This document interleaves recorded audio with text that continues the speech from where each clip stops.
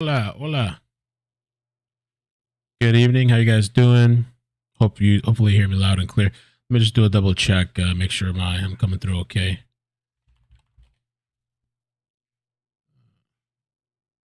Hola, hola. Good evening. How you guys doing? Okay, perfect. Just want to check sure. Welcome, man. Welcome, welcome. Some pretty crazy stuff going on today. Mo had told me about it, and there was somebody else on Discord actually. I forgot the name that actually had mentioned it first about this situation that happened. There's a press conference coming up. I figured that we could take a look at some of the articles. There's some videos. The press conference is in 30 minutes. I figured we could talk about it a little bit and figure out what's going on. I'm going to be doing a Q&A on the members after this live stream. Q&A for a bit. Hang out with the members. And there's a lot of stuff happening and coming up. So we'll talk about all that stuff. So this is live for right now, Chopper over the scene. And I believe it was like a domestic situation.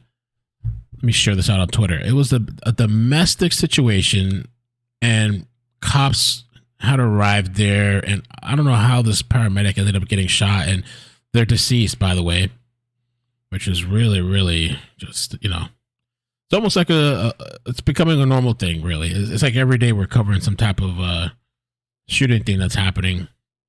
And this is also the reason why they don't send first responders in until they know it's safe. I don't know what happened in this situation, but they don't. That's the reason why. Somebody could be injured, bleeding out, and sometimes they won't even send a first responder in until they know that it's like safe for them to even respond.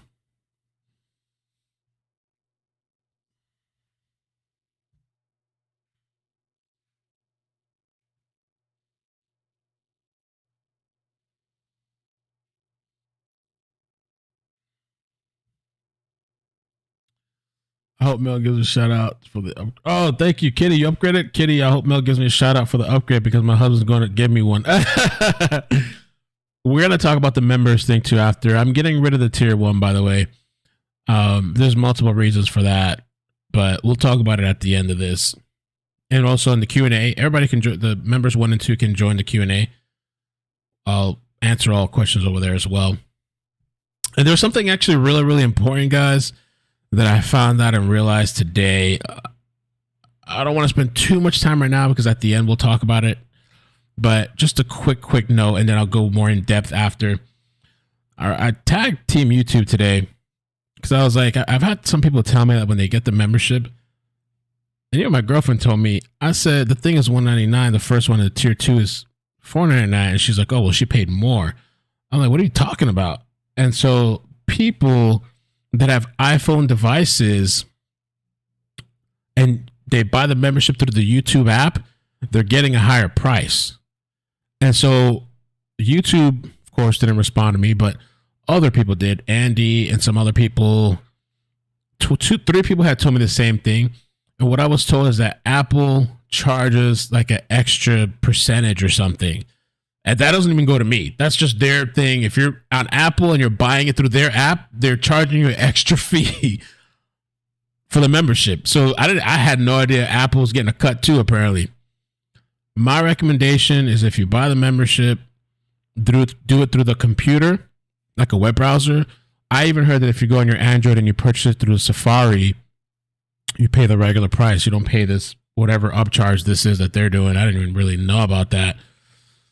So, and I know some people are probably going to cancel. I don't blame you. They're going to cancel, maybe repurchase it under the regular thing. So I didn't even know. And I think a lot of people didn't know. So Andrew gets a W for that. iPhone, which I love iPhone, they take an L for that. Tonka Girl says, I was a 911 dispatcher in the city of Edina, Minnesota, neighboring city. This is so sad. Yeah. So I'm going to pull up an article. Let me do this. And then the members, we'll talk about it towards the end and also at the Q&A. If you have questions and stuff, you want to ask me why, we'll talk about that after.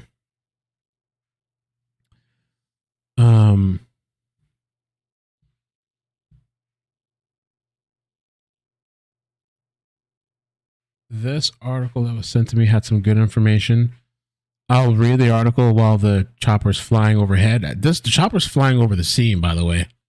And so it says there's several Burnsville police officers shot, 2 officers and 1 firefighter / paramedic killed. Three people killed. And this is Minnesota. And they were responding to a domestic call on Sunday morning. The city of Burnsville says police were called to the 12,600 block of 33rd Avenue South at 1:50 a.m. Sunday on a report of a domestic situation where a man reported to be armed was barricaded with his family members. And, you know, we've been covering these standoffs and a lot of these types of situations. It's happening more and more. And it could happen right in your own home. And I'll almost wonder, people that are caught up in these situations, family members, did they see some of this stuff coming? Not to be killed, but like, did they see the mental health or whatever's going on? Is this mental health? I don't know. After officers arrived, the situation escalated.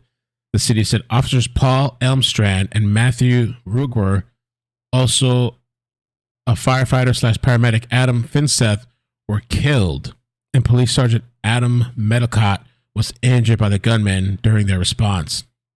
At about 8 a.m., the suspect was reported dead. The other family members were left. The other family members in the home left and are safe. Authorities say there's no ongoing threat.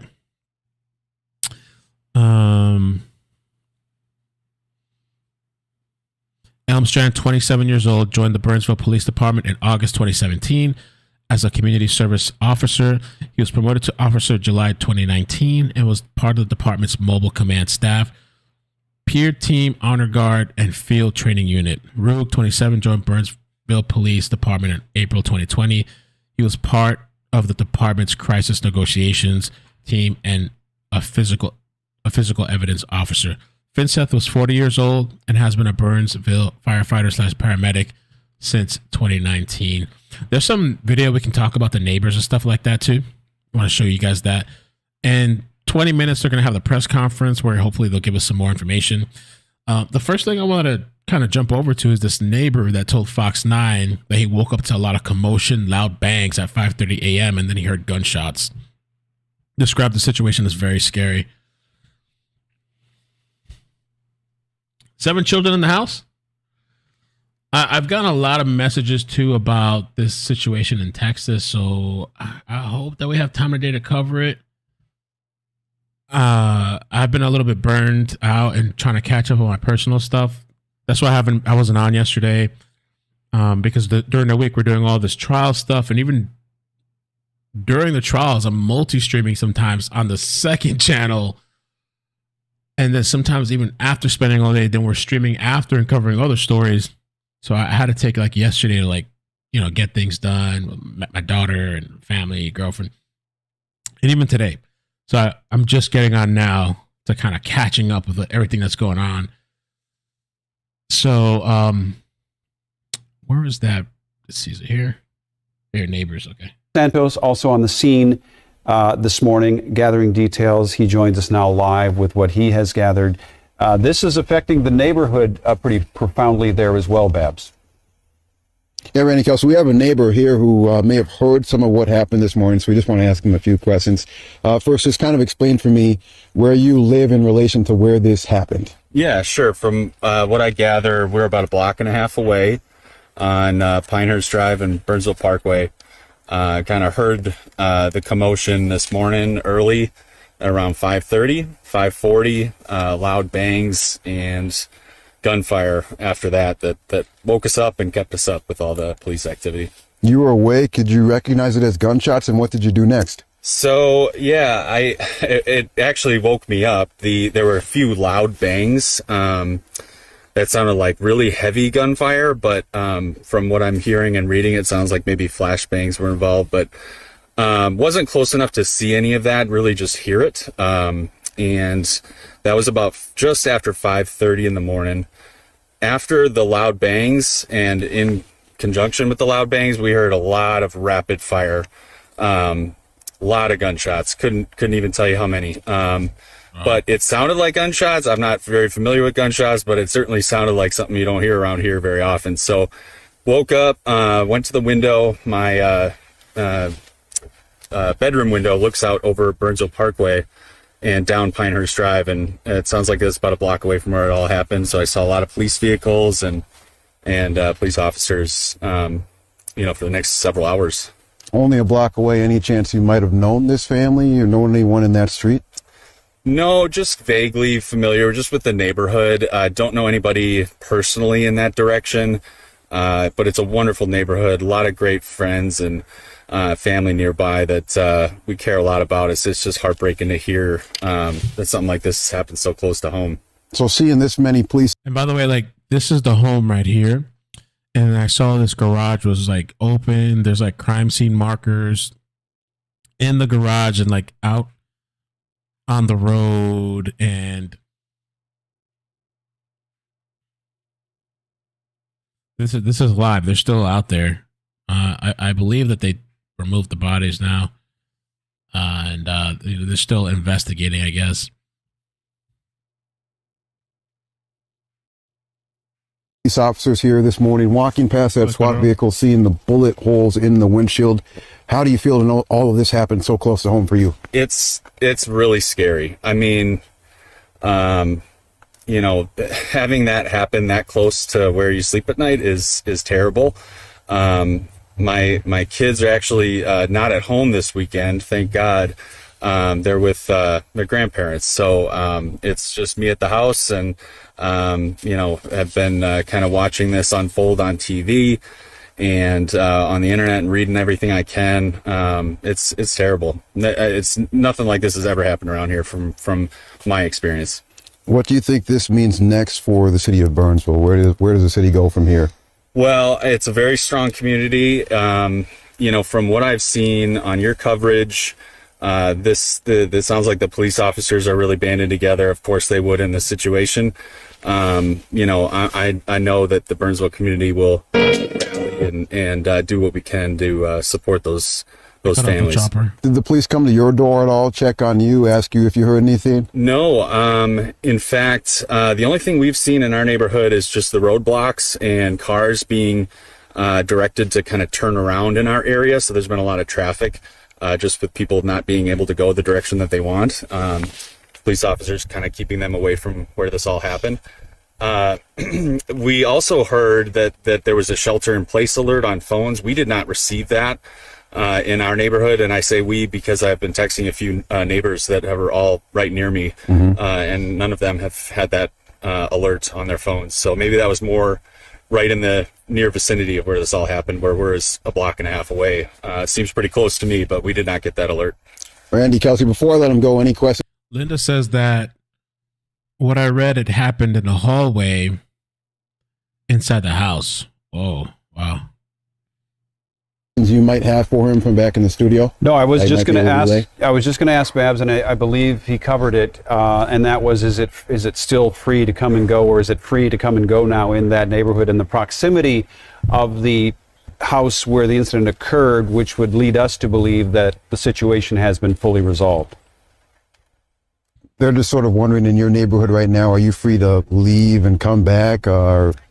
I have not gotten in my car. It seems like you're able to walk around. I just turned towards the park here, Terrace Oaks Park, and received no indication that I couldn't do that. I see that they're kind of taping off this area behind us here, but haven't driven around. I know that the cars are having a hard time getting around. We've had some people in our neighborhood kind of roll their windows down saying, how do we get out of here? Because they're not letting me go this way. They're not letting me go that way. So, that's a little alarming, but it seems like things are kind of winding down, at least from my perspective. I'll ask you one more, at least. Just from what you heard, any best guess at how many shots? You said it was very rapid fire. How many shots and how long this was going on? Yeah, very fast. It did not happen over a long period of time, like hours or anything like that. It was just a few seconds of loud bangs. I think I heard 3 or 4 of those loud bangs, followed by, if I had to guess, probably 20 to 30, gunshots, rapid fire gunshots after that. Did you hear voices, sirens, maybe sirens before the shooting?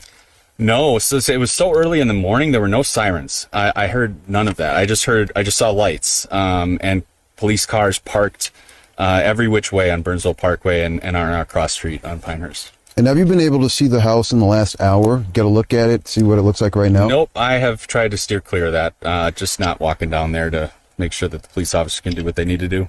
Thank you. Yeah, and how are you mentally right now? How are you feeling? Rattled. I think it's very confusing, and you watch these things every day on the news, tragically every day.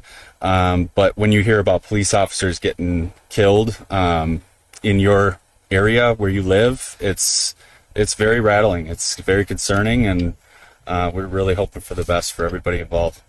2 Burnsville police officers, men or women who may have lived in this community not far from you. Anything that you would want to say to the department, to their families? Yeah, I mean, it's just so heartbreaking. We really... So, Connie, Mo sent me a screenshot. The account Connie Branch posted and said, "I'm Connie Branch's sister, Karen, and I'm here to let you know that she passed away Friday night." Wow. This is Connie's sister. She passed away Friday night. Trying to let all my sister's friends on YouTube know that she passed away Friday night. Oh, I'm really sorry to hear about that. Oh, wow. My condolences. Connie. Let me show the screenshot on the screen.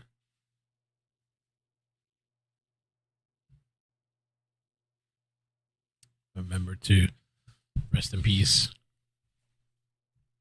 I don't know what happened, but wow.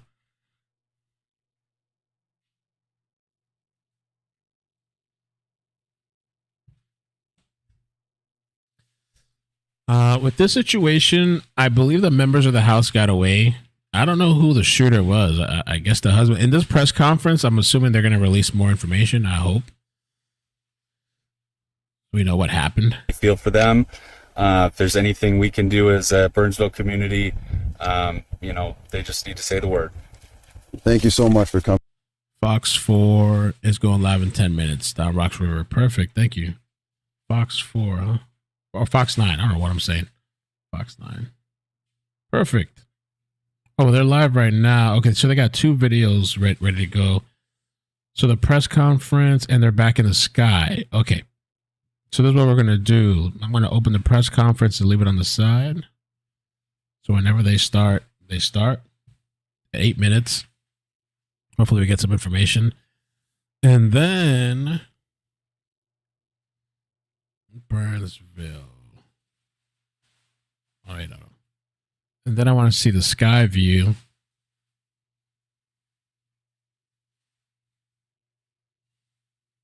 Okay, yeah, here. They're still at the house investigating the crime scene. 2 cops and a paramedic shot. Crazy. Rest in peace, Connie. It's a member who passed away, yeah. I always wondered about that sometimes. Like when I don't see people around. That one person, Aussie, hasn't been around in a while, a member. I sometimes wonder where you don't hear from people. Like you wonder if like something bad happened, I haven't seen Aussie in a while. Thank you, Belinda. Thank you for the 3-month membership. Says, love this channel. Love you, Mel, mods, and chat. Thank you for the 3 months. Yeah, you get I don't know if you guys knew, if you're a member, you get like a free members super chat type of thing every month. Like a milestone member, like you can send one out. Your mic has distortion on the top end. Okay. Let me try this. All right, let me know how that sounds, if it's still distorted. But I'll mess around with it at the end of the stream. There's this thing that this setting. I got this new audio interface. So I don't know. I turned something off. Let me know how that works. If not, I'll poke around after the stream.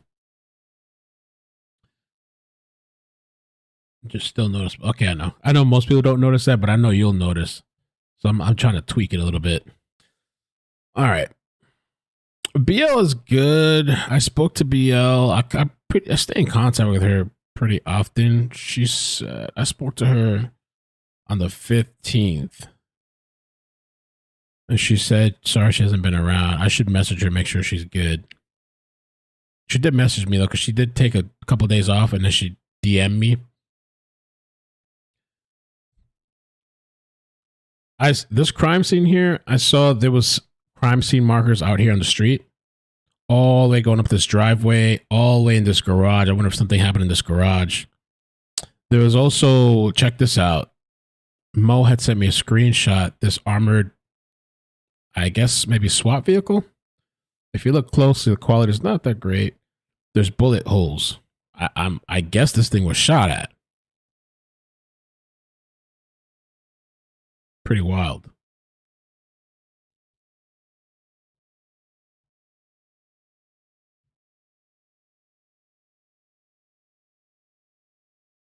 Let me see what Shylock said.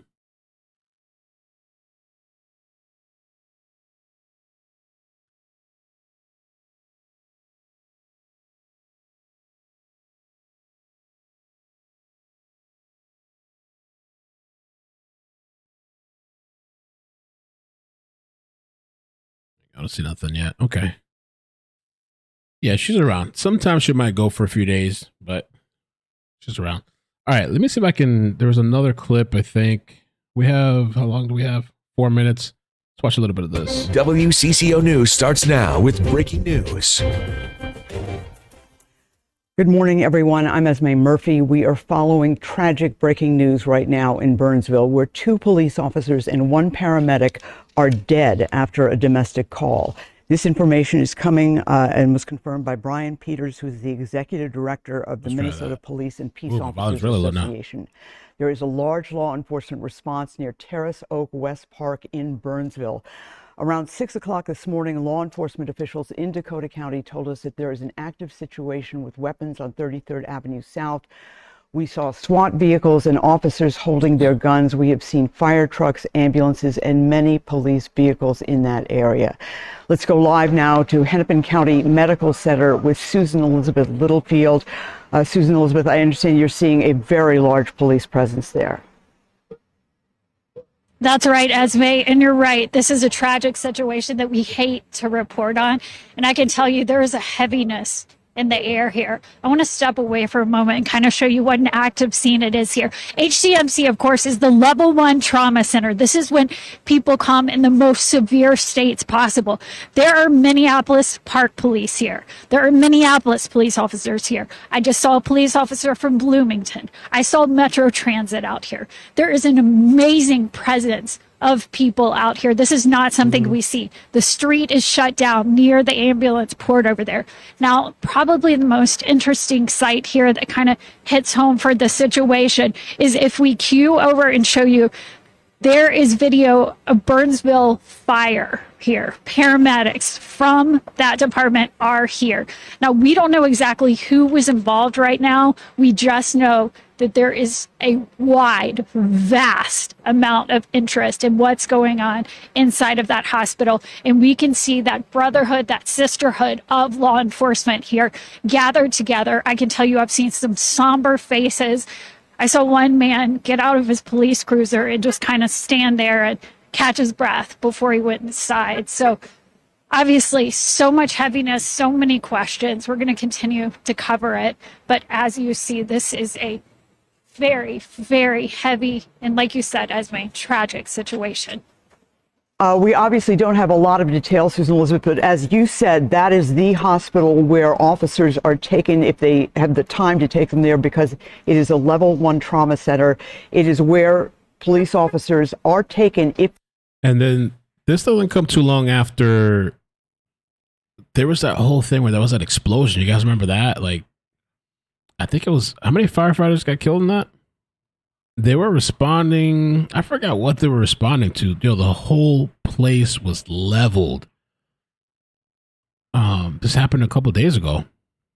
Leveled.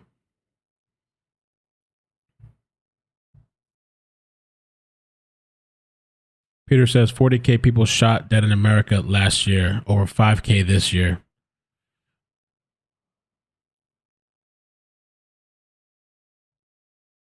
Well, at least this guy didn't kill his family. They are shot or injured in the line of duty. And that is why we're seeing this live presence here at HCMC with the officers there. I do have now a live picture from Burnsville. This is the scene here. There it is right now. You can see the Burnsville police officers. This became a scene. We were hearing traffic in our newsroom from our police scanners just before 6 o'clock. We sent a photographer, photojournalist down there. He has been down there all morning. One thing that he has been sending back, and at one point he had sent a shot of a large truck filled with police officers, a SWAT team that was actually backing away from a scene. We're not sure if that's the active scene where the shooter was, but you can see a very strong police presence there in Burnsville. I can also tell you that we have gotten on Twitter, there have been comments, including from Police Chief Brian O'Hara from Minneapolis, who is expressing prayers for Burnsville right now. This is what we have been told, that 2 police officers have been shot and killed responding to a domestic incident, and that a paramedic who was giving aid to one of the officers was shot and killed. That's how it happened. This, according to the Minneapolis or the Minnesota Police and Peace Officers Association. We can go back now to Susan Elizabeth Littlefield, who is at Hennepin County Medical Center. Susan Elizabeth, do you have anything new for us? Well, Esme, you were just talking about how we have confirmed the tragic news, but we don't know exactly who's involved. We do know a lot of people are showing support right now, but I do want to show you over my shoulder here. You can see a Burnsville fire truck there, a paramedics cruiser right there. You can see 2 of them and surrounded. Okay, they're getting ready for the presser. We'll keep it here. We'll chill. Mindy, thank you so much for the membership. Says thank you for your great coverage. Love the channel. Thanks. Oh, okay. Thanks, man. I thought you might be. I figured maybe I could get a little feedback. It's a little tricky because the room I'm in is this wide open area and the kitchen's there. So when I do eventually move, I'm going to have the computer room in an actual room, not this big, high ceiling, huge area. So then I ended up having to put all these filters and it kind of degrades the audio. But yeah, I'll check it out after. My sister's a paramedic. I have a friend that's a paramedic / firefighter.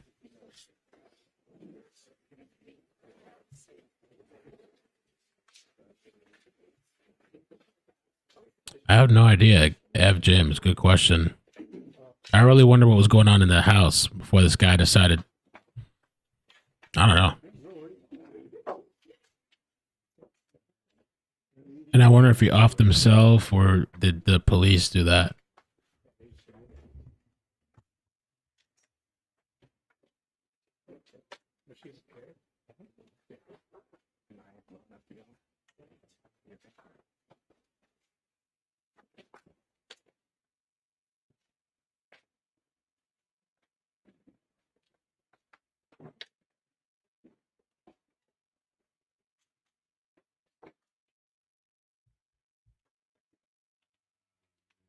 There's been a couple of situations like that. Squeaky Wheel says this almost sounds like some kind of ambush situation. It appears the cops and even paramedics were unprepared for the barrage of bullets. That happened in one of the standoffs we covered, I think in Texas, where the cops approached this house and the guy let off bullets. I think somebody might have got hit, but nobody was killed. They ended up tearing down that whole house to get him out, or part of the house. Margaret says he took himself out. I would assume it's pretty close. I remember I thought there was a situation in New York as well that there was this guy living with his mom, and I think the guy was going crazy. I think he was in his middle age, and they responded, and he shot, I think, killed a cop. Check 1, 2, 3, 4, 5, 6, 7, 8, 9, 10. A, B, C, D, E, F, G, H, I, J, K, L, M, N, O, P. QRSTUV WXYZ. Cool.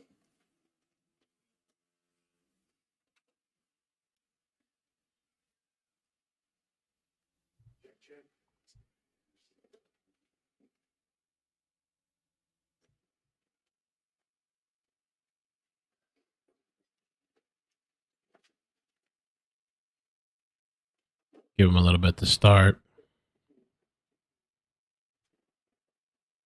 Minnesota, yeah. Oh, yes. Z Solo says also the guy in Arlington, Virginia, who blew up his house when the cops confronted him. Yeah.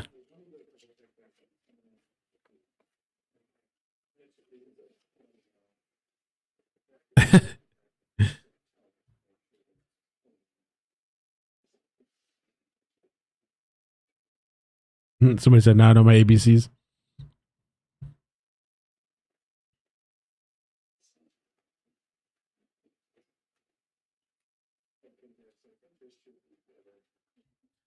I wonder if that person too, the Joel Osteen shooter, anything else. I wonder if that kid's survived. I don't know what happened to that child.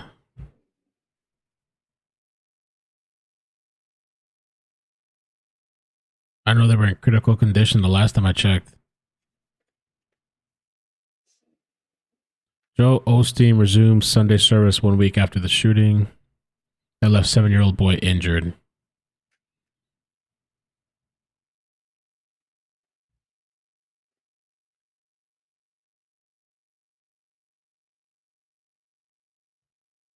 Malicious intent. Thank you for the membership.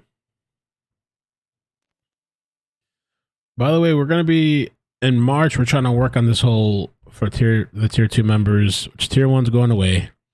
I'm doing a Q&A members live after this live stream, but we're going to do, we'll see. We're trying to launch this, we're going to do a challenge, I think in March, if everything goes okay.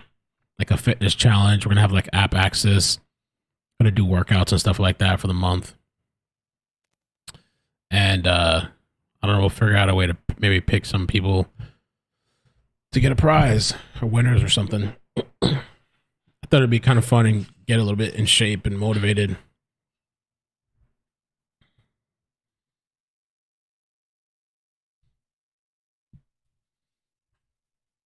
They said the child wasn't expected to survive. Oh, man.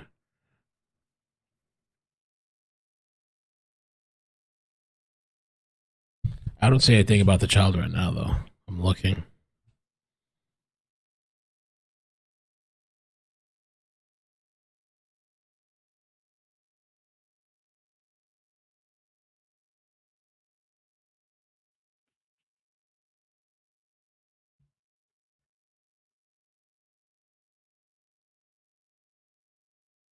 No way. Gene says, I found the 7-year-old's grandmother on Facebook. He had part of the right brain removed. He is alive.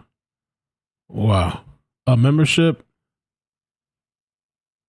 Let's see, what's the command?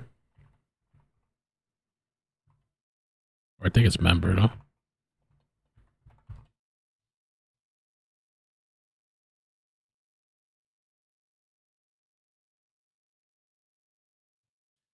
Right now, we're just waiting on this press conference.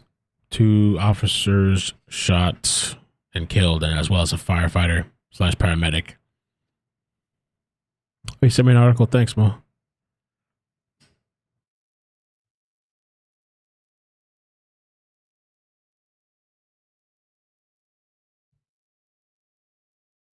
Wow. Incredible, yeah. There's an article about it. That kid had a portion of his frontal lobe, it says, or lost a portion of his frontal lobe.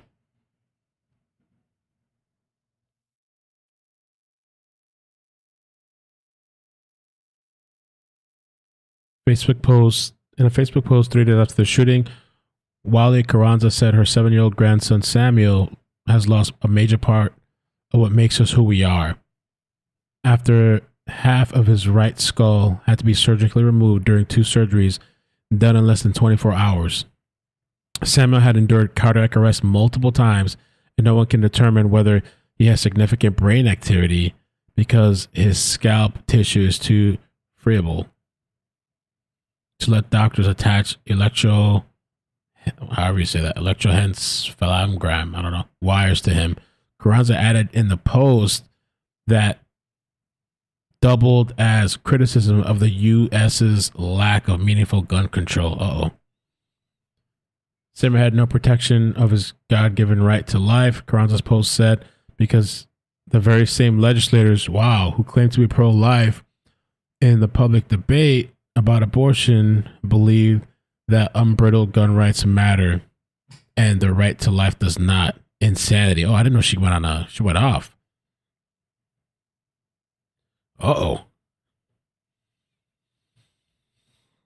Carranza's update on Facebook came as authorities continued trying to determine why Samuel's mother, Janice, stormed into the Lakewood church and began firing an AR-15, or a rifle style after an AR-15. Wow.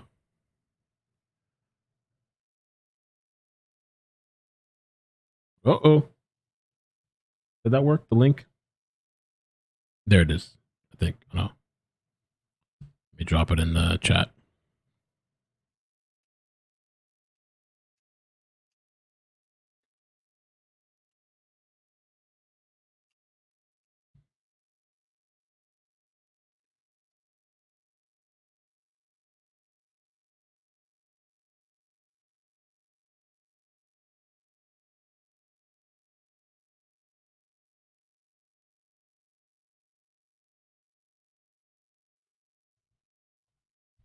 They're running a little late.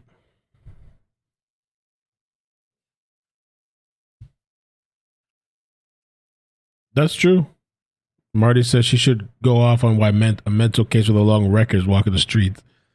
I don't know how they still able to get the guns too. I thought there was supposed to be some type of, I don't know if it depends what state or what. Nutjob went into the place with a child as a shield, I guess.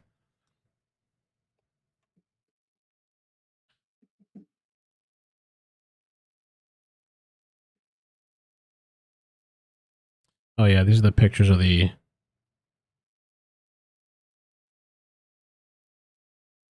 officers and paramedic.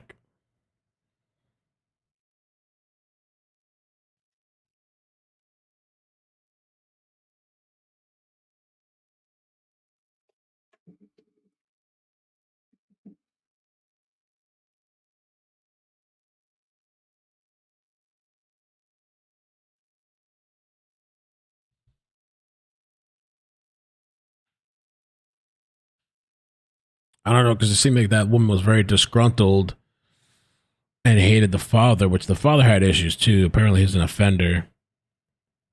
I don't know if she was just using the child as a shield or some type of payback, or hoping maybe that the child would get shot.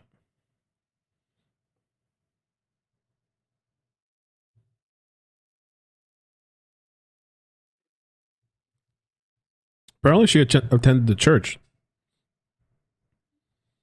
She was also, they say she was anti-Semitic or something, and the ex-husband was Jewish.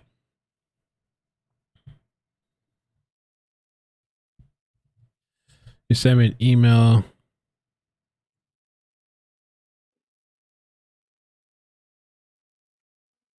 Let's see.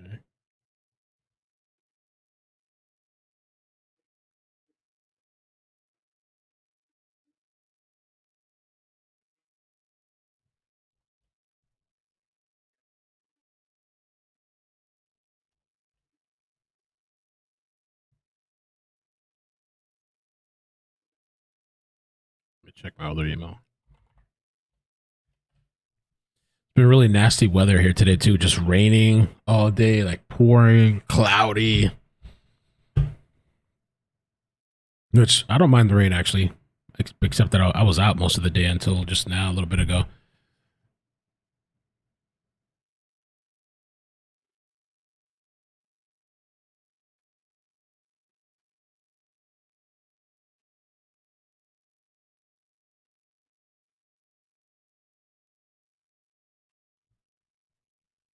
See.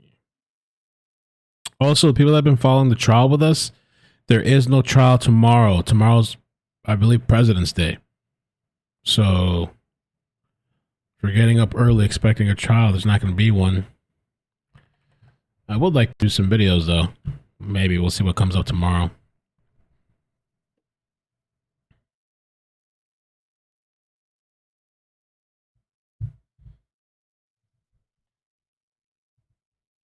I don't see the liquid shooter email that you were talking about.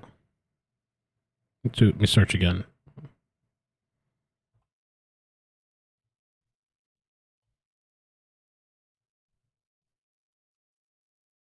Getting ready to start.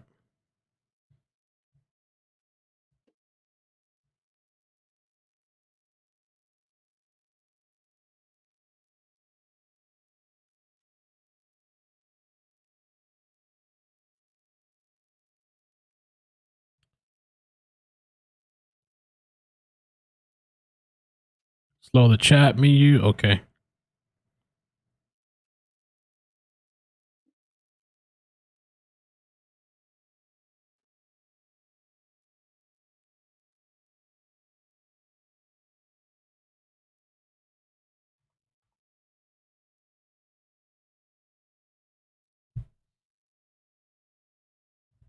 Yeah, they had a ceremony. I forget what it's called. And I heard it was very, very sad.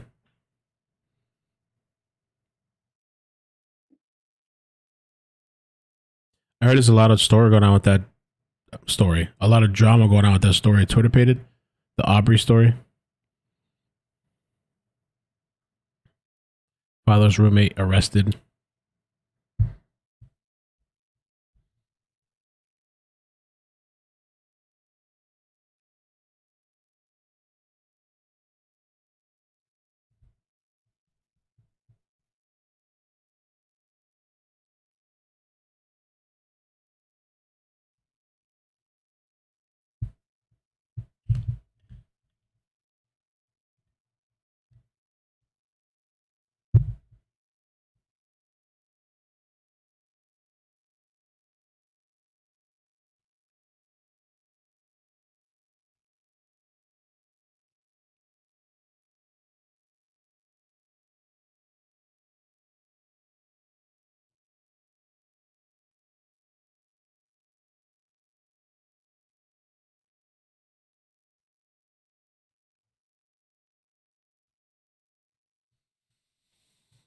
Hey, Rosemary, how you doing? Ashley, please check your messages. All right. Hopefully, I don't know. I've had a lot of story requests. If I can. It's a little tough because of all the stuff we've been doing. Oh, the trial stuff.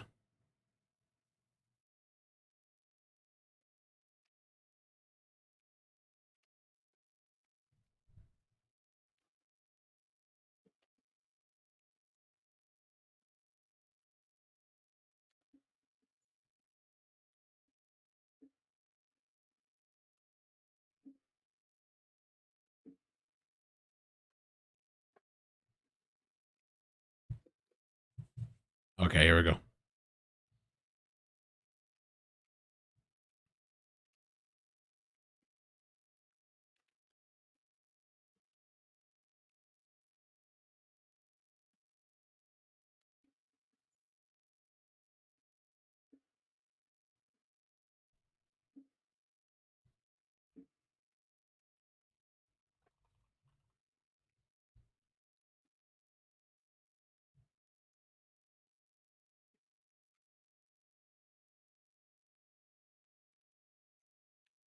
Governor is there as well, the Burnsville mayor, Burnsville police chief, the fire chief, and many other people there for this news conference. Let's go ahead and take that again. This happened early this morning, around 5:30 this morning in the city of Burnsville, where 3 first responders, 2 police officers, and a fireman paramedic were killed while responding to a city manager here in Burnsville. Let's go ahead and listen in as soon as they get situated here. And just to give a little bit more context, we know the first call came out a little before 2 in the morning to a residential neighborhood. Our team, thank you all for being with us today as we share some important information on a critical incident that occurred in our community this morning.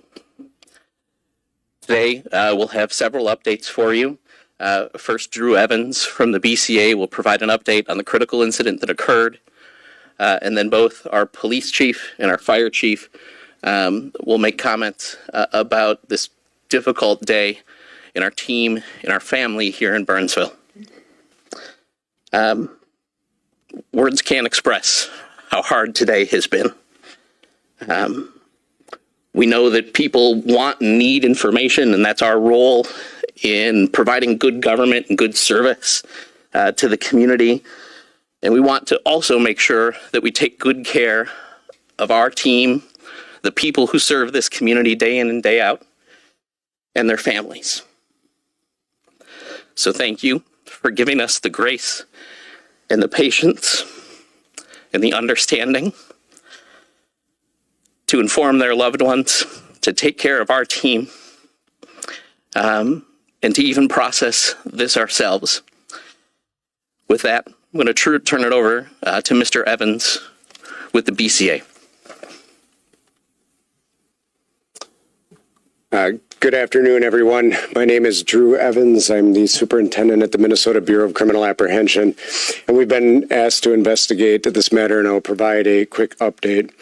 First, thank you on behalf of the team here for all the law enforcement support, the governor's support, Commissioner of Public Safety support, for everybody that's having just an incredibly difficult day. This is really a terrible day for the city of Burnsville, all of the residents, the law enforcement, and fire communities that are mourning the loss of these public servants that occurred early today. At approximately 1:50 a.m. on February 18th, Burnsville police were called to a residence in the 12,600 block of 33rd Avenue South on a report of a domestic situation where a man was reported to be armed and barricaded with family members in the home.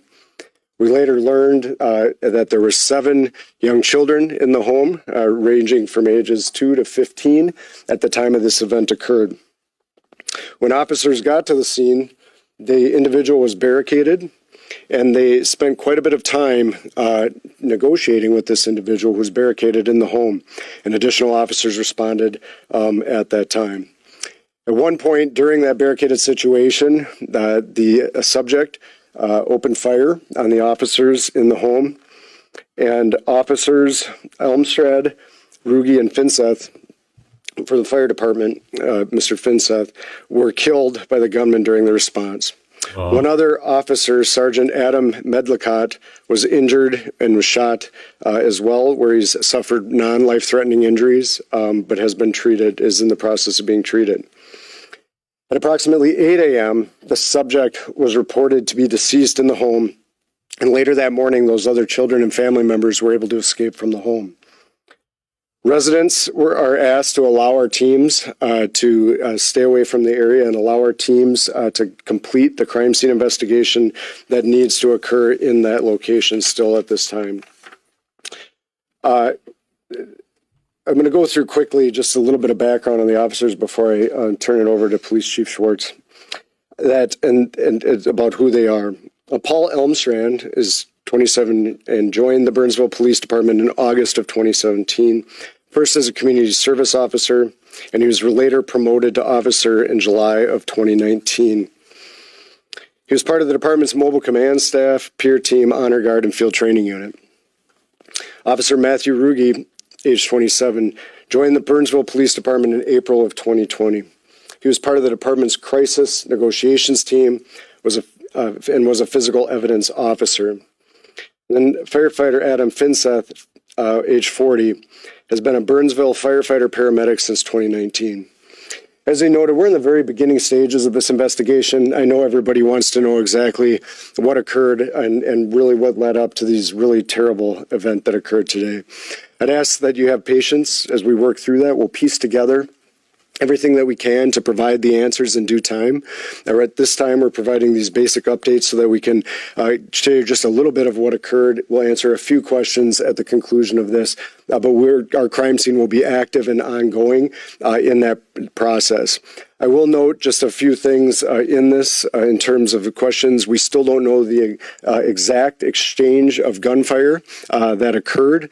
Certainly, several officers did return fire.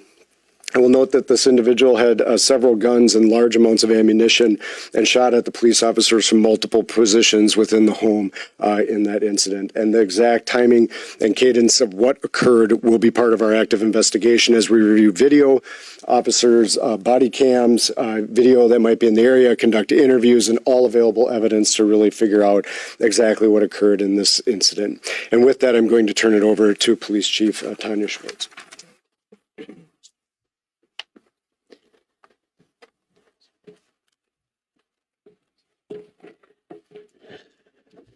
Thank you for being here. This is a hard day. It's a really hard day for our public safety family. We're hurting. Okay, we're hurting. Today, 3 members of our team made the ultimate sacrifice for this community. They are heroes. Our police officers and our fire paramedics, they come to work every day. They do it willingly. They know that they might have to give up their life for their partners, for someone else. They know they have to give up their life sometime. And they do it anyways. And you cannot understand it if you're not in the profession. Every day we want them to go home to their families. Every day we pray that they go home to their families. And today that's not happening. We are all hurting. Our officers, our fire department, our families, all of our staff, our community. We're heartbroken. We are heartbroken. We are going to need time to be together, please. Our families need time to grieve. They need time to be together. We need you to pray for them. That's what we need right now.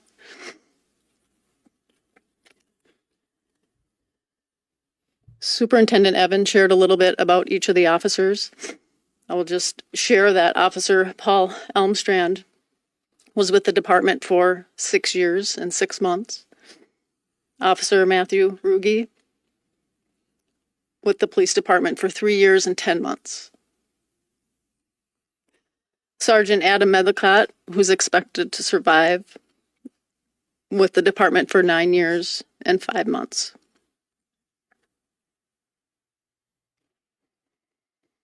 We talk about it often here in Burnsville. We're a family. We take care of each other. And days like today is so important. So I'm going to turn it over to my brother at the fire department, Chief Jungman, and he is going to speak about the fire department family.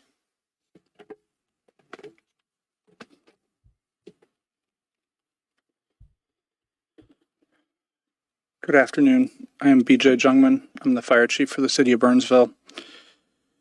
This is the toughest day that the city of Burnsville and our public safety family has ever experienced. My hearts and prayers go out to the families who lost a loved one in the line of duty today. Our folks come to work every day and are willing to give up the ultimate sacrifice of their life, but no one expects it to happen. It's a tragic day. We're all grieving, and we are all trying to understand what happened and why. I would like to share a little bit of information about the firefighter paramedic we lost in the line of duty today. Firefighter paramedic Adam Finseth, badge 83, was one of our SWAT paramedics and has been in the fire department for 5 years. He also served the city of Savage and the city of Hastings prior to coming to work at the city of Burnsville. No matter how much we try to understand that, there are no words to describe these public safety officer families, what they're going through right now. Our Burnsville community, including our city staff and police and fire families, are grieving. We ask the media to respect the families and their privacy as they are processing this information. We thank our mutual aid partners who responded to the incidents and are helping us during this difficult time. We've had an outpouring of support through our community, which we greatly appreciate. And at this time, we'd ask our community to support each other and help each other grieve. We'd ask them to respect the families that lost someone today. We ask everybody to show grace and understanding for our community members and our city staff who are impacted by this. We're going to provide more information moving forward and how you can support these families financially in the coming days. I would ask you to go to burnsvillemn.gov/community updates, and we will keep you informed there. At this time, I'm going to turn it over to our city manager to close, Greg Lindberg.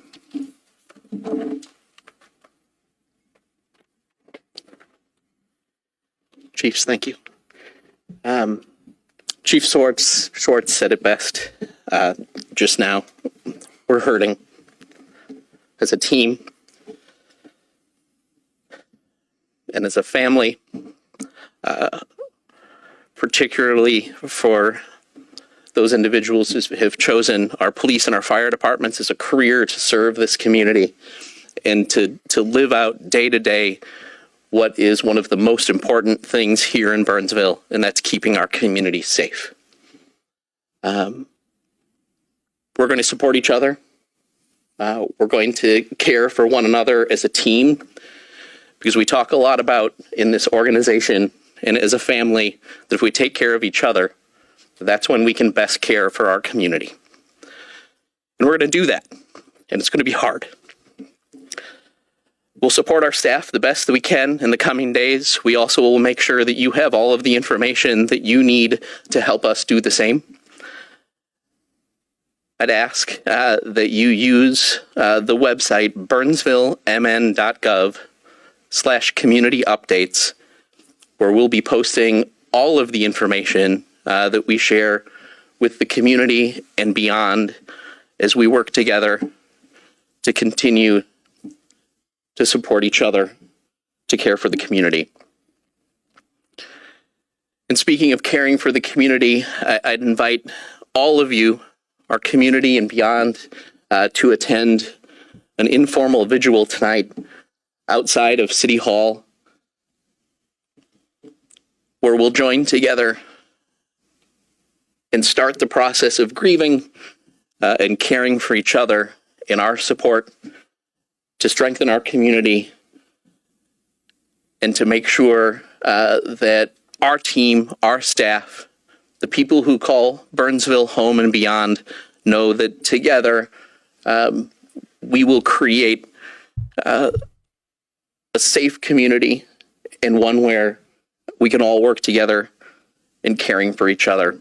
And finally, the Chiefs and I are going to return to the business of taking care of our family and taking care of our community.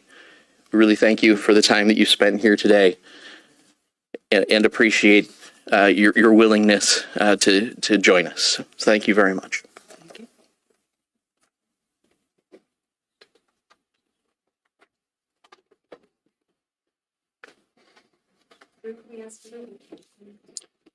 We can do just a couple questions. It's early in the investigation as a few, but we'll try to answer if we keep them to the investigation as we let them go back and continue.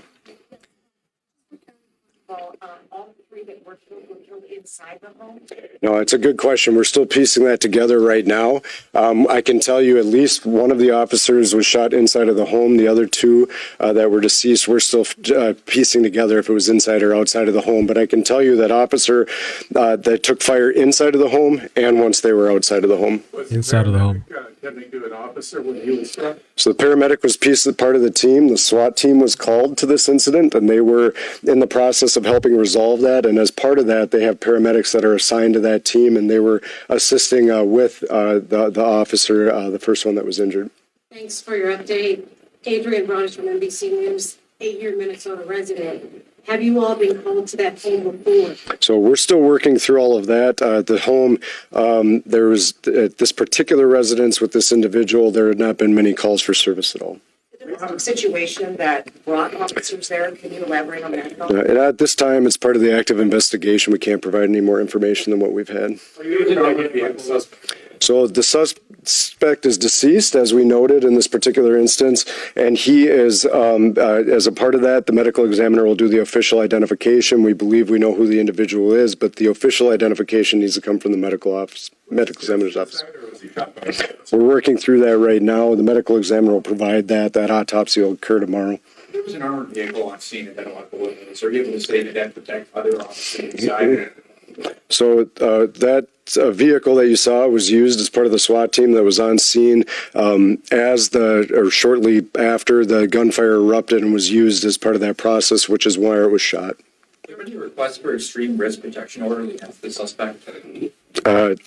We're still part of the active investigation at this time. There were kids in the home at the time. Yeah. Witness this incident. What would you say about that? Well, certainly, 7 children inside of the home from, ages 15 to 2. It's a very troubling situation for everybody involved in this particular incident, and we're glad they aren't hurt as part of this. Who was able to call for help? So a resident that was inside of the residence made the initial call. Can you tell us about the gun? So we'll be able to provide more information about that later on. I will say there were multiple firearms recovered from inside of the residence. Superintendent, you said you were going to take a few more questions. Are you about done? I maybe take one more. I'm understanding that you shot out the second story window. Is that true? Yeah, so there was shooting that came from the upper portion of the residence and on the main floor of the residence as well. So thank you for your time. We'll provide more information as we can from there. Thanks. Wow. I guess not a whole lot from what we already knew, I guess. Minnesotans are heartbroken. This is a tragedy that I think all of you are going through the same thing, is really difficult to process. To the families of Adam, Paul, and Matt, Minnesota mourns with you. State stands ready to assist in any way possible. You've seen from BCA, Commissioner Jacobson, the State Patrol, of course, assisting in ways that they can, but that's just not today and tomorrow. It's for years to come. And I think for Minnesotans to recognize families that are shattered by something like this forever, that'll ever change it. A huge thank you to the city of Burnsville. I've been on the phone a couple of times today with Mayor Couts. She too is heartbroken. There's no one more proud of this great city than her, and advocating for it, and to have this happen is tragic. And to the folks who stand up here, Burnsville Fire, Burnsville Police, but all of our partners in the area, this is a very small fraternity when it gets down to it, and everybody knows everybody. And I think you heard that the ages of these officers and this paramedic firefighter, young folks, and this will start to ripple across the state. And I would just ask again, echo the chief's response, keep these families in your prayers, let this investigation play itself out. And I would just say, if I could, ask Minnesotans, this week you'll see the flags flying at half staff. That's a sign of respect and mourning, but it's a time to give each of us, as you drive by one of those flags, to maybe pause and think about these first responders, these public safety officials.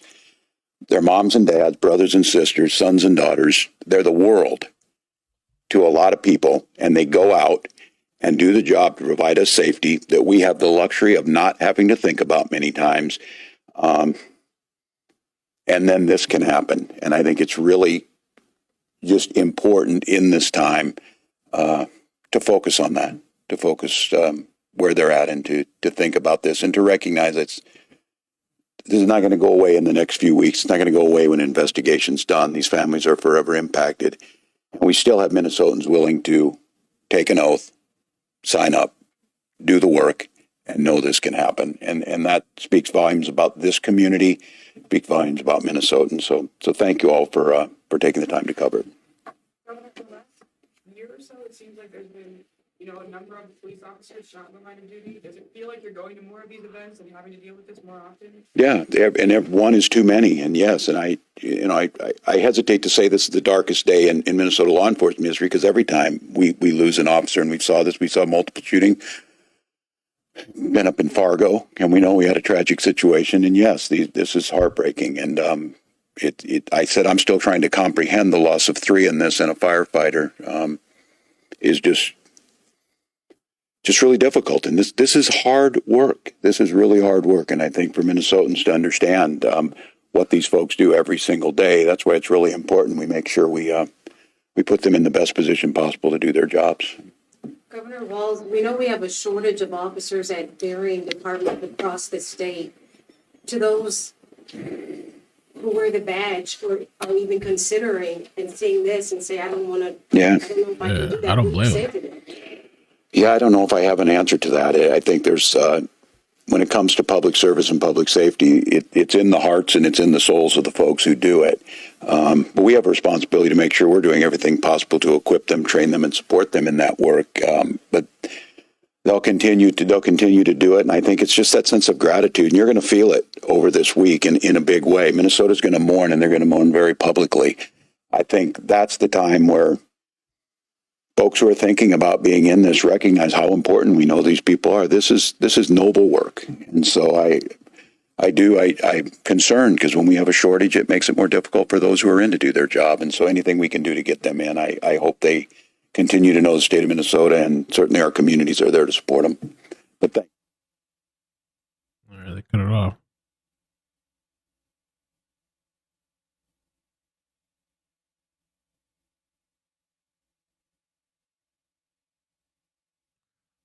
Okay. That's an interesting thing when they were talking about, what are other people gonna, other people wanting to get into law enforcement or that type of field, and they see this situation and they think twice. I think that's been happening for a while, especially when they're trying to, they fund the cops and all that stuff. Now they're asking for them back. Mr. Brooks can look at the Horrible situation.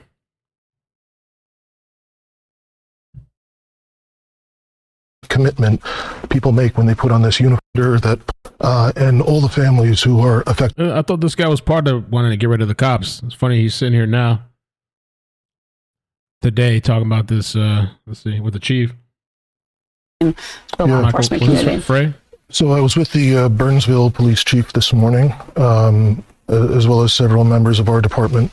Our hearts go out to the mayor, Chief Tanya Schwartz, and the members of the Burnsville police, and all the families who are affected by this tragedy.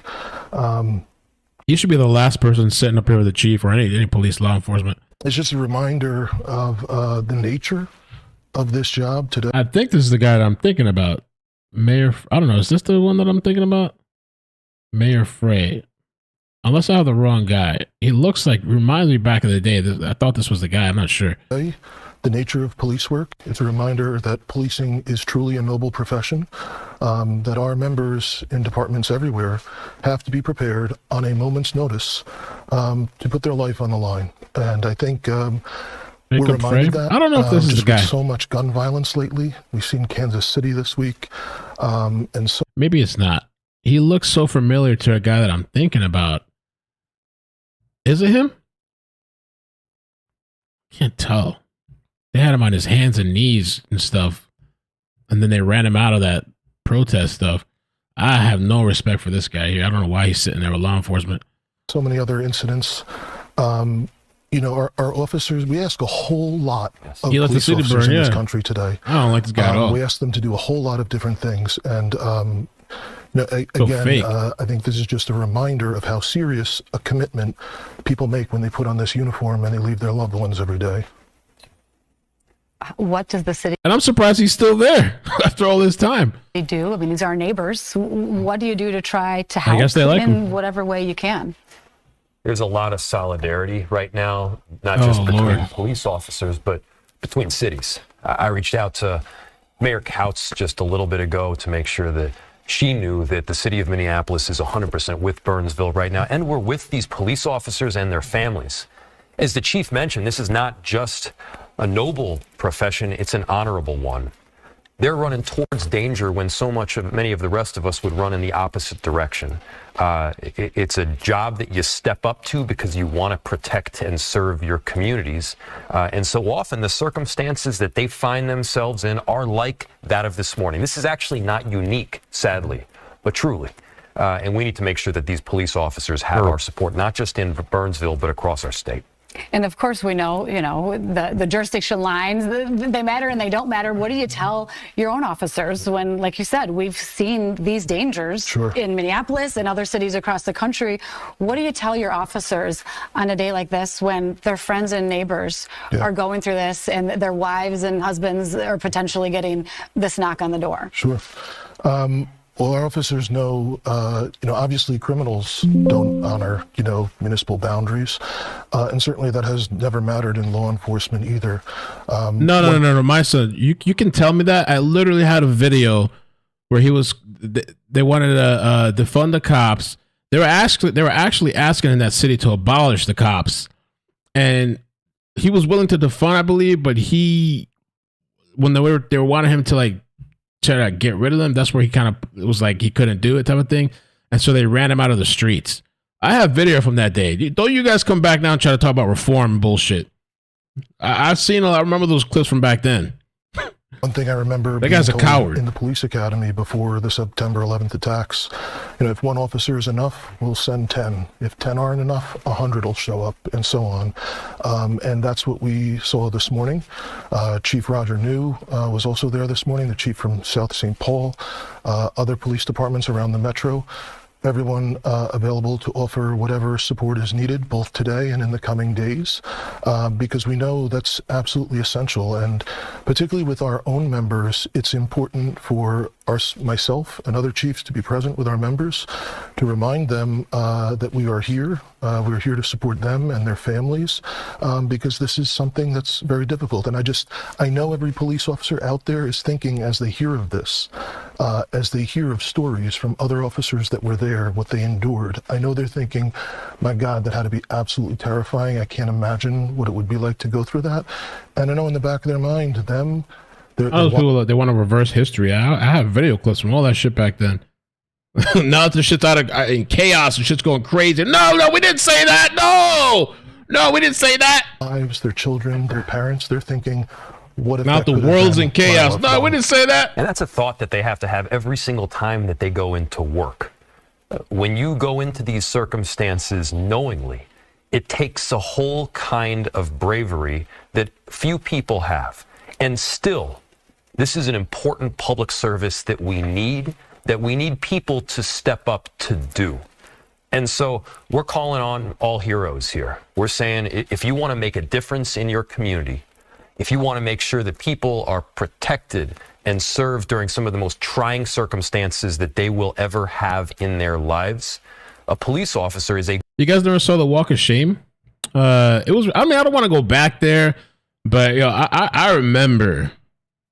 And what happened was, too, is that I guess he wasn't extreme enough. I walked his ass out of the city.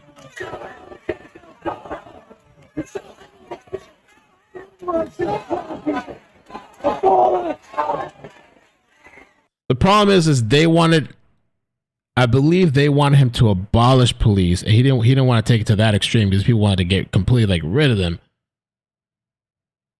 And that was where he kind of drew the line. But anyway, they ended up, it says here, Minneapolis, by the end of 2021, city officials had restored police funding in Minneapolis to 191, the funding prior to the resource diversion following the George Floyd murder in 2020. So I guess they went back on it. By the end of 2020, the city was dealing with a spike in violent crime. Minneapolis officials agreed to a 4.5% shift of the city's $179 million annual police budget to violence prevention programs and non-emergency services, which is far short of the sweeping changes demanded by activists because they wanted more. So, and pledged by local lawmakers in the wake of Floyd's murder. In 2021, Minneapolis municipal election voters rejected a ballot measure to amend the city's charter to eliminate the required minimum number of police officers based on the city's population that would have replaced the police department with public safety. Imagine that. I think the people that want that or want to get rid of all the cops, you put them in one state, let them all go to one state, let them have public safety people walking the streets. But anyway, by the end of 2021, as if you haven't been watching the news and seen the insanity that's going on, if you haven't seen the insane shit that people are doing, right? By the end of 2021, city officials have restored police funding. So they ended up going back. I guess they did a temporary thing. People voted or whatever happened, voted, went back on it. It's actually interesting to see that a lot of these places, some of these places had reversed.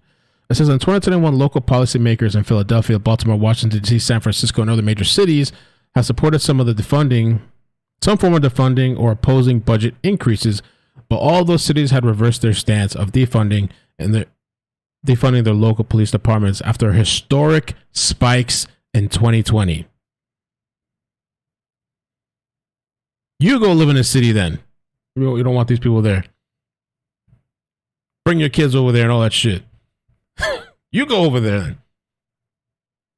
It's already nuts.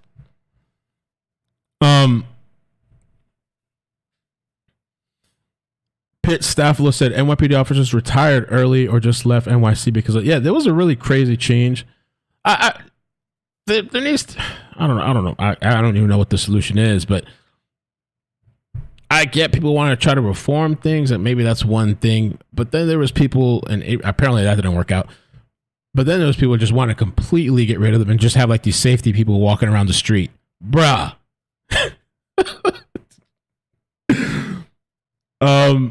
FCLA News, thank you so much for the super chat. The 100, holy crap. So this is heartbreaking. This is kind of stuff that we run into all the time. It's hard to deal with this stuff sometimes. I also saw FCLA News in the chat say that it's scary. We were followed to our home this morning after streaming. An SUV pulled on the side of us and pointed a gun at us. Wow. Definitely, if you guys haven't checked out, check out FCLA News. We're going to try, redirecting. He has a kind of a tough schedule to schedule stuff in advance, which I understand because I have a hard time too. Unless it's a trial, I have a hard time scheduling in advance because anything could happen.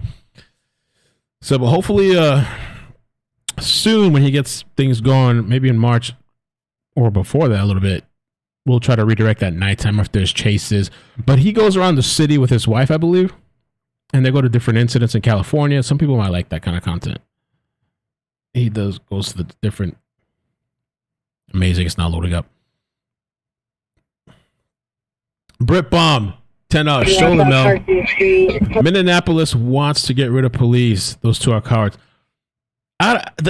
Jacob Frey was just, I think he was trying to appease certain people, but the thing is, or certain groups of people that are activists. But what happened is that some people wanted to go all the way to the far extreme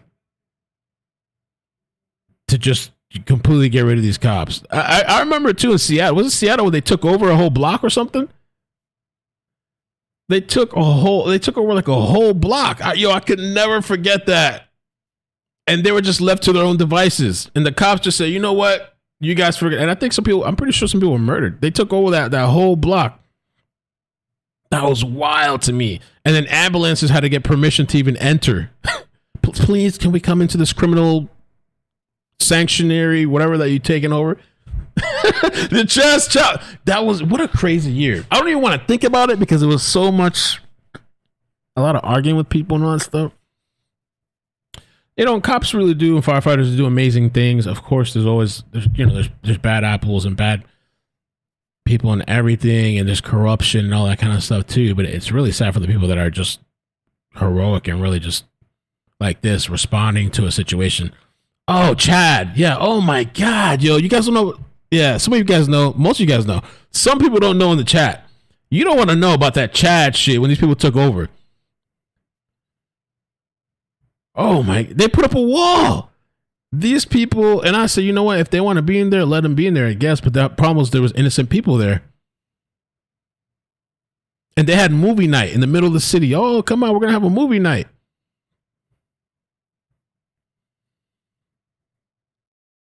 Yo, that was what a crazy year. Yeah, I don't like this guy, Jacob Frey. I'm surprised he's still there, but I guess if the city wants him or the people are voting for him, I guess it is what it is. Maybe he's doing some good stuff. I don't know. Chaz.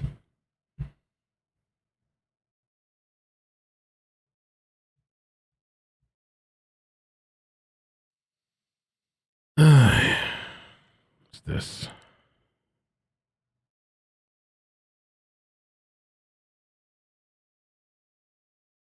It's interesting to see that those cities went back, I guess, and did whatever funding it was. Kathy, thank you so much for the super chat. Appreciate that. Thank you for the 10. Mostly peaceful. What a crazy time, man. The autonomous zone. Oh my gosh, that was nuts. Nuts. I heard that too. I heard rapes were happening there too. So crazy. Shirley, no. Am I doing calls? No. You're trying to set me up? It's hot in the chat. You trying to set me up with calls right now? Shirley pulling out the popcorn. Like, yeah, I want to see it. Well, before we get out of here, I just want to show the 3 people on the screen again. Well, and Lily's here asking. It's a lot. There were some people asking this, like, why was there a paramedic at the scene? But apparently, the paramedic was like part of the team. The paramedic was just trying to help out, I guess, one of the officers. And so maybe they shouldn't have or whatever, but they're just trying to help somebody in need. Brian Enton had posted these guys as well. Brian Enton. Jacob Free over here standing up like, oh yeah, no, we need to support our cops. What?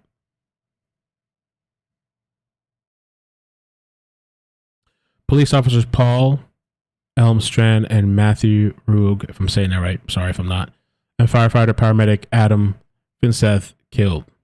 This is their pictures.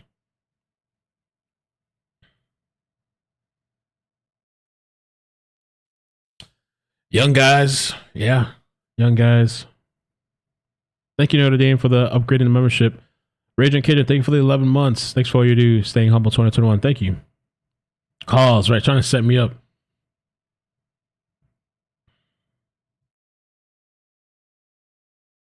Oh, Gaming and Sleuthing says a lot of SWAT teams have medic/SWAT officers. Oh, okay.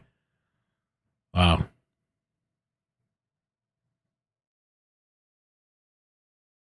These domestic situations are dangerous. I think isn't it some of the most dangerous call responses, they say? New York.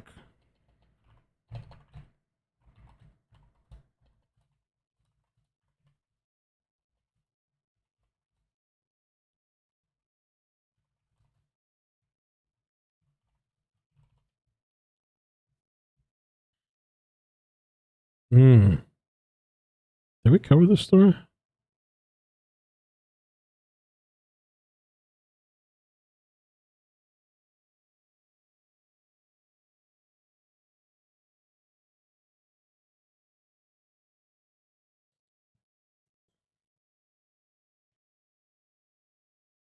Yeah, those domestic calls are dangerous now. It's really dangerous. Traffic stops and domestics. Shirley says, check out the story in Colorado about the 2 missing children. One was encased in concrete. Wow. And one in a trunk of a car. Yeah. Amy was actually telling me about that story. She was sending me information. I didn't know that they found she did say they found the kids deceased. Wow.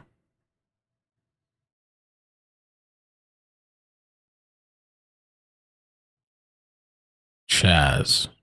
That Chaz thing was crazy.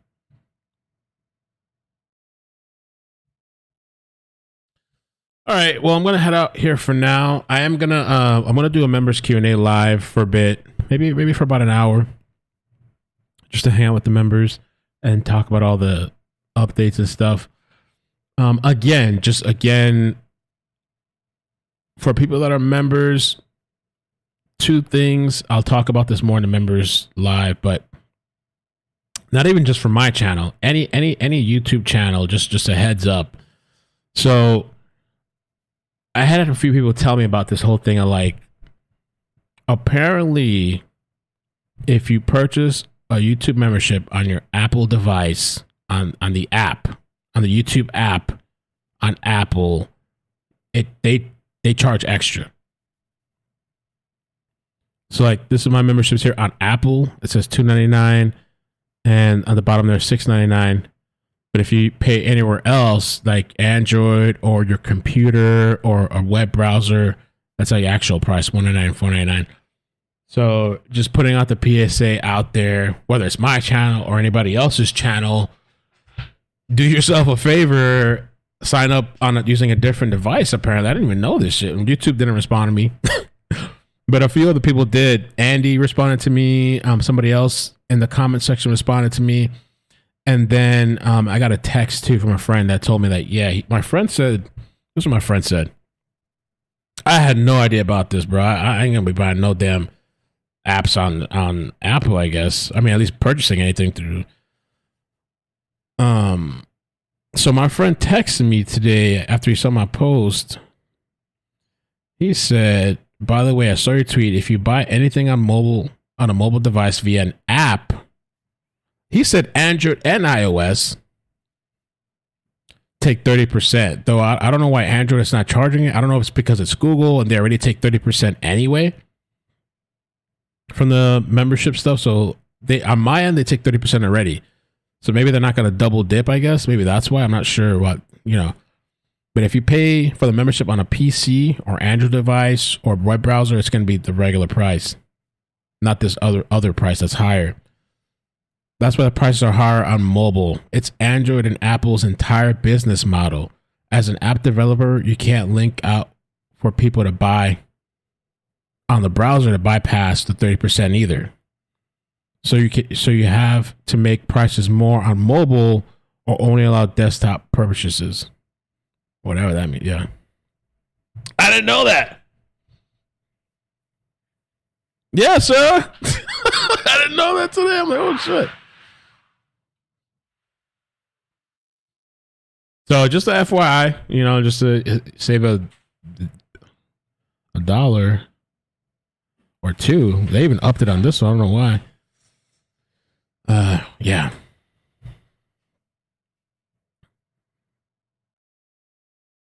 They get their money from ads and take small amounts from members, but nowhere near Apple. Yo, right? Inception.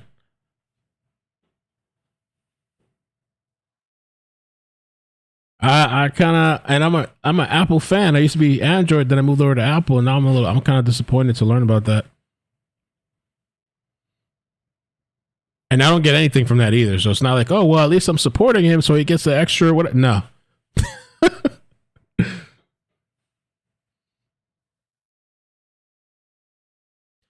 Really? Same with YouTube Premium purchase. Ooh.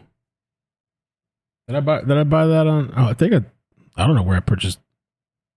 Ooh, I wonder about that. Did I do that on Android or the computer?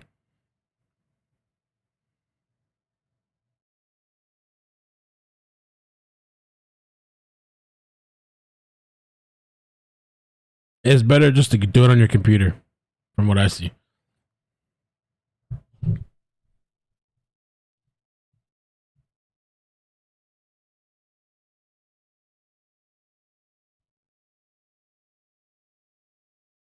All right. So thank you guys so much. Hit the like button, please. Subscribe.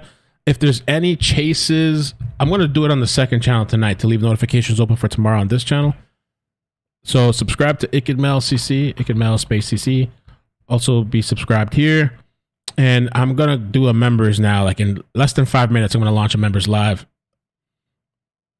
Will we have to start over if we do that? I can't. That's such a good question. If you cancel your membership and you redo it, do you lose your membership? Okay. I'm going to ask my girlfriend to do it and test it out before I tell you guys. You're going to do it now? Or?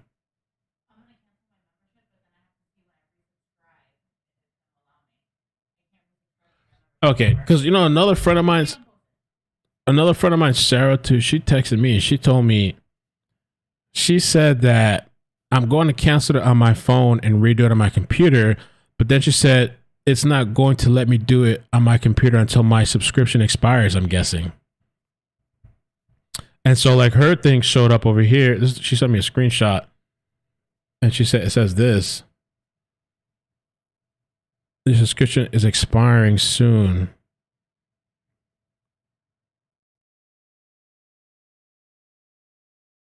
So I don't know. I guess she has to wait. I don't know how that works.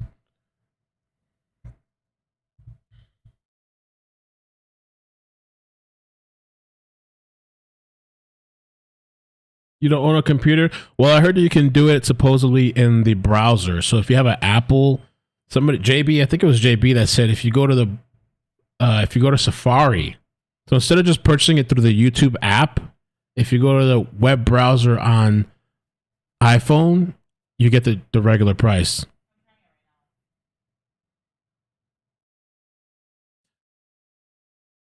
JB says, yeah, it'll keep your membership active until it expires. Okay. Weird.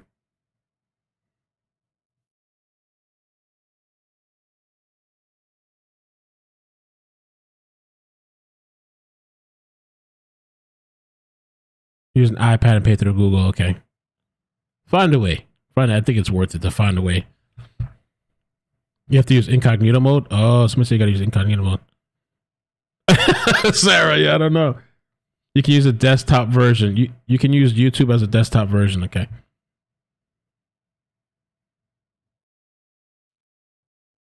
All right, man. So yeah, I'm gonna head over again. Thank you so much to FCLA News and Kathy and Brett Bob and all the new members.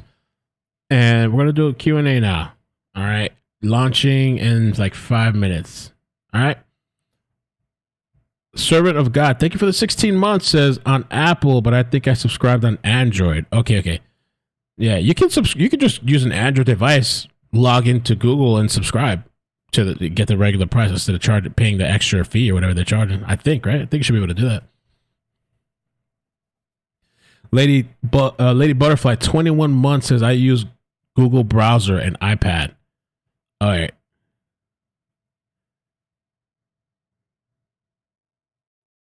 Hoax, right? We want to see her. Yeah.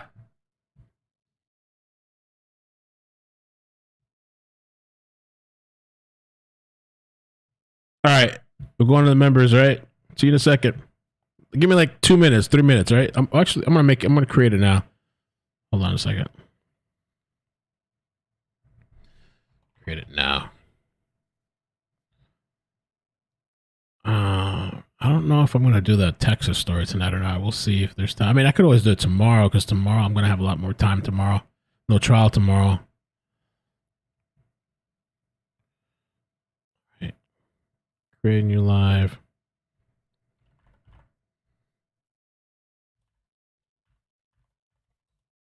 Q&A.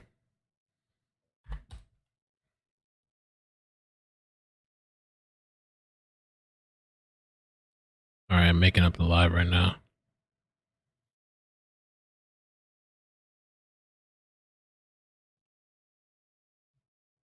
Look at the chat. We want to see. Right now, we want it.